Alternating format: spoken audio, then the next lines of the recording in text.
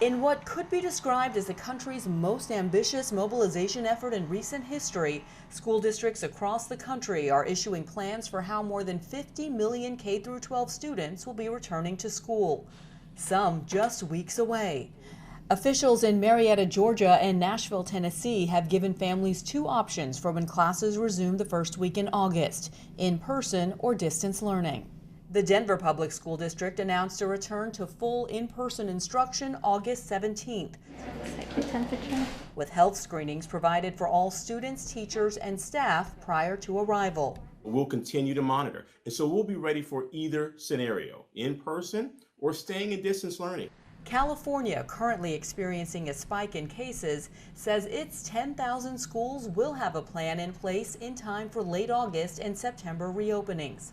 In the Northeast, the governors of the states initially hit hardest by COVID-19, but now seeing a decline in cases, are hopeful that that trend will continue and classes can resume in the fall. We have every expectation that our kids will return to their schools come September. Continued isolation poses very real risks to our kids' mental and physical health.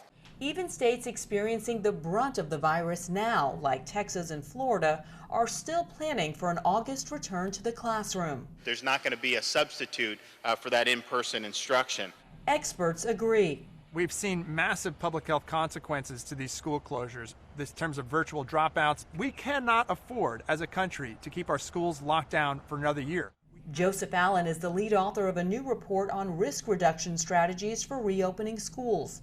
Among them, distance, hygiene, mask wearing, and proper ventilation. We know these risk reduction strategies work, even with a full load of kids in the class. Kids are at lower risk of getting this virus. They're at lower risk of serious adverse consequences. Early evidence looks like they're at lower risk of transmitting to adults.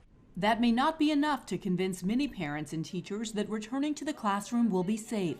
One jurisdiction, it's under 5%, and in another jurisdiction, it's about 80% or more of parents who say they intend to keep their children home. And so you can see how it's so difficult to do a statewide plan when even from community to community, people have such varying ideas about how they want school to look. I think we're going to be in a hybrid situation where some children will be in school some of the time, all children will be learning virtually some of the time as well. With some states issuing guidelines for reopening while others only recommendations, much of the decision-making is left to local officials. I'm so glad I'm not in that seat right now. There's the pressure from the community and the staff for the plans to be released but releasing plans at this point with so many unknowns is what makes it such a difficult process.